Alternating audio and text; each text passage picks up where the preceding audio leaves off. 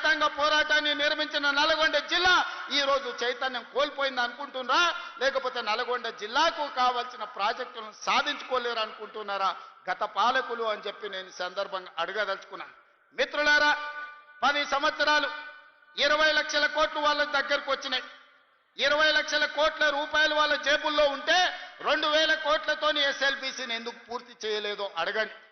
ఇవాళ ఈ ప్రాంతంలో ఉన్న సాగునీటి ప్రాజెక్టులు ధర్మారెడ్డి కాలువ కావచ్చు, పిల్లాయిపల్లి కాలువ కావచ్చు, లేకపోతే గంధమల్ల కావచ్చు, ఏ ఒక్క ప్రాజెక్టు కూడా పూర్తి కాలేదు. 10 ఏళ్లలో ఇవాళ మనం పూర్తి చేయాలి అనుకుంటే కాళ్ళల్లో కట్టెబెట్టి కింద పడేయాలని చూస్తూ ఇవాళ మీకు ఎందుకు మెడికల్ కాలేజ్ కట్టలేదు? ఇవాళ యాదగిరి గుట్ట మీద కాంట్రాక్టులు ఇచ్చి ఎవరికి మెక్కినరో ఇవాళ మీకు అందరికీ తెలుసు. నేను ఆరోపణలు చేయదలుచుకోలేదు, దేవుడిని వివాదాలకు రాజకీయాలకు లాగదలుచుకోలేదు. కానీ అది ఊరికే పోయిందా? యాదగిరిగుట్ట లక్ష్మీ నరసింహస్వామి దగ్గర జరిగిన అపచారానికి మూల్యం చెల్లించలేదా?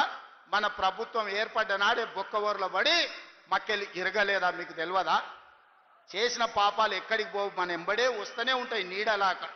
ఇవాళ పాపాలు చేసింది కాబట్టి మీ పరిస్థితి గట్లయింది. నేను అంటలేని మాట ఆ పార్టీ నాయకురాలే అన్నారు. ఏమన్నారు మిత్రులారా? మా పార్టీలో దయ్యాలు చేరనే. సొంతింటి బిడ్డ టీఆర్ఎస్లు ఉన్నోళ్ళు దయ్యాలని చెప్తుంటే సమాధానం చెప్పలేక దయ్యాల నాయకుడు ఫామ్ హౌస్లో నిద్రపోతుండు. నేను అడుగుతున్నది బీఆర్ఎస్ కాదు, డిఆర్ఎస్. డిఆర్ఎస్ అంటే దయ్యాల రాజ్య సమితి. అది ఇయాల అది భారత రాష్ట్ర సమితి కాదు, అది దయ్యాల రాజ్య సమితి. అందుకే ఇవాళ ఈ వేదిక మీద నుంచి తెలంగాణ ప్రజలకు నేను మాట ఇస్తున్నా, అవి దయ్యాలు కాదు, కొరివి దయ్యాలను వాళ్ళని పొలిమేర్లు దాటే వరకు తరిమి కొట్టే బాధ్యత 4 కోట్ల తెలంగాణ ప్రజల తరఫున మీ సోదరుడిగా నేను ఆ బాధ్యత తీసుకుంటా. ఖచ్చితంగా ఈ కొరివి దయ్యాలను పొలిమేర్లు దాటే వరకు తరిమి కొట్టాలి. దాంట్లో మీ సహకారం ఉండాలి. నల్గొండ బిడ్డలు ముందు బాగానే నిలబడాలి అని చెప్పి నేను మా మిత్రులకు విజ్ఞప్తి చేస్తున్నా. ఇవాళ మిత్రులారా, నేను ప్రభుత్వ ఉద్యోగుల గురించి చర్చించినాం. ప్రభుత్వ ఉద్యోగుల సమస్యల్ని పరిష్కరించాలనే ప్రయత్నం చేసినాం. వాళ్ళ డిఏల సంగతి, వాళ్ళ సమస్యల సంగతి మా బట్టి విక్రమార్క గారు, మా నాయకులు శ్రీధర్ బాబు గారు అందరు చర్చించి ఒక కొలిక్కు పట్టుకొచ్చినాం. ఇవాళ మాట్లాడుతున్నాడు వాళ్ళ సమస్యలు మీరు పరిష్కరించలేదని. వాళ్ళందరేమో హర్షం వ్యక్తం చేసింది. ఈ ప్రభుత్వ ఉద్యోగులను కుటుంబ సభ్యులుగా భావించి మా సమస్యలను పరిష్కారానికి ముందుకు వచ్చిండ్రు. మనస్ఫూర్తిగా ధన్యవాదాలు తెలియజేస్తున్నామని. సరే, ఆరోపణలు ప్రత్యారోపణలు పక్కన పెట్టండి. నేను ఇవాళ ఈ వేదిక మీద నుంచి 5 లక్షల తెలంగాణ ప్రభుత్వ ఉద్యోగులను అడుగుతున్నా, వాళ్ళ సతీమణులను నేను అడుగుతున్నా మీ సోదరుడిగా. అక్క, అవ్వ, అమ్మ, 10 ఏళ్లలో చంద్రశేఖరరావు ముఖ్యమంత్రిగా ఉన్నప్పుడు ఏనాడైనా 1వ తారీఖు నాడు మీ ఆయన జీతాలు ఖాతాలో పడ్డాయా? నెల జీతం 1వ తారీఖు నాడు వస్తే వచ్చే ఎన్నికల్లో నాకు ఓటెయ్యకండి. నేను తెలంగాణ రాష్ట్ర ప్రభుత్వానికి ముఖ్యమంత్రిగా బాధ్యత చేపట్టినాక ఈ 5 లక్షల ప్రభుత్వ ఉద్యోగస్తులకు 1వ తారీఖు నాడే మొత్తం జీతం మీ ఖాతాలో వేస్తే మీరు అండగా నిలబడండి. ప్రజా ప్రభుత్వాన్ని ఆశీర్వదించండి. నెల ప్రభుత్వ ఉద్యోగులకు జీతాలు ఇవ్వలేనోడు, దివాలా తీసిన దద్దమ్మలాక ఇన్స్టాల్మెంట్ల జీతాలు చెల్లించినోడు ఇవాళ వచ్చి నన్ను ప్రశ్నిస్తాడా? నువ్వా నన్ను అడిగేది? 10 ఏళ్ళు ఈ రాష్ట్రాన్ని దోసుకొని, రాష్ట్రాన్ని తగలబెట్టి, రావణ కాష్టంగా మార్చి 8 లక్షల కోట్ల రూపాయల అప్పు చేసి రాష్ట్రాన్ని దివాలా తీపించి విద్యార్థులను, రైతులను, ఉద్యమకారులను పొట్టన పెట్టుకొని బంగారు తెలంగాణ ముసుగులో బొందలగడ్డ తెలంగాణ చేసిన దిక్కుమాలిన ప్రతి ఎదవ ఈ రోజు మనల్ని వచ్చి విమర్శిస్తాడా? కార్యకర్తలారా ఆలోచన చేయండి. 18 నెలల్లో ఎన్నడైనా మనం నిద్రపోయినామా? 18 నెలలలో ఎన్నడైనా కార్యకర్త నుంచి నాయకుల వరకు ఎవరినైనా కలవకుండా ఉన్నామా? ఇవాళ ఎవరిని కలవకుండా చూసిన వాళ్ళు కలవకుంటోళ్ళు, మనం కాదు. ఎన్నిసార్లు బయటకు వచ్చిండు, ఎన్నిసార్లు ప్రజల్ని కలిసిండు ఆయన అడగండి. మా అక్కల్ని అడుగుతున్నా, అక్క ఏనాడైనా ముఖ్యమంత్రిని చూసిర్రా? ఇంతకుముందే వాసాల మర్రిలా ఆయన వచ్చినాడు, ఎవరికి ఆకుల ఆగవ్వకు అల్లనేరేడు పండించిండంట. ఆ అల్లనేరేడు పండి తిన్నందుకు ఆమె పోయి దావకాల్లో అంటే మా అక్క కూడా ఇక్కడికి వచ్చే ఉంటుంది నాకు తెలిసి. ఇవాళ వాసాల మరిలో ఇళ్ళని కూడా కొట్టి శ్మశానం చేసి కూర్చున్నాడు. దాని ఆదర్శ గ్రామంగా తీర్చిదిద్దుతా అన్నాడు.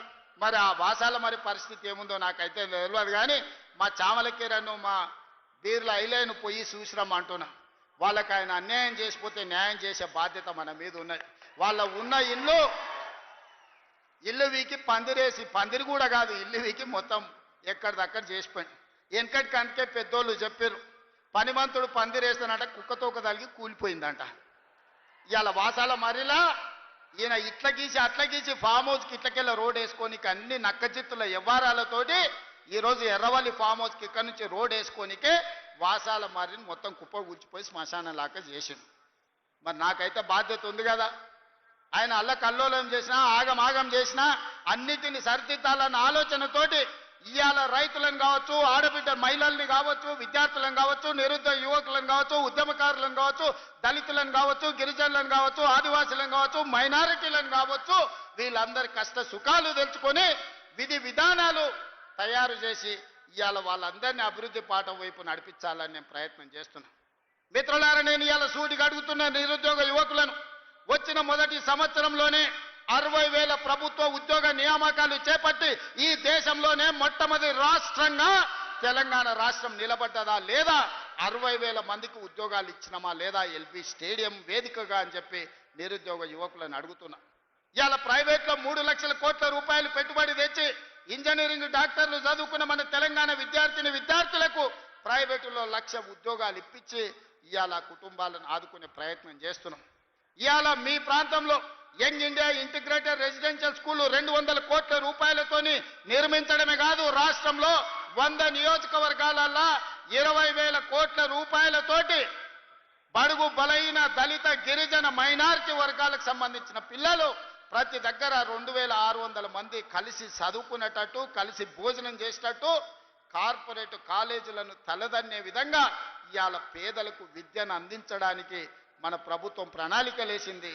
ఇవాళ ఆలేరులో ఆ పాఠశాల ప్రారంభోత్సవం చేసుకున్న పనులను కట్టాలని, ఈ ప్రాంతంలో ఉండే బీసీ, ఎస్సీ, ఎస్టీ, మైనారిటీ పిల్లలందరూ కలిసి చదువుకోవాలి, సోదర భావం పెంపొందించాలని ఇవాళ మంజూరు చేయలేదా? అదేవిధంగా ఈరోజు మనకు స్పోర్ట్స్ విషయంలో మెడల్స్ రాకపోతే యంగ్ ఇండియా ఇంటిగ్రేటెడ్ స్పోర్ట్స్ యూనివర్సిటీతో పాటు అకాడమీని, స్కిల్ లేని వాళ్ళకి యంగ్ ఇండియా స్కిల్స్ యూనివర్సిటీని ప్రారంభించుకొని ఈరోజు ప్రపంచంతోనే పోటీ పడే విధంగా మన పిల్లల కోసం మనం బాగు చేసుకుంటలేమా?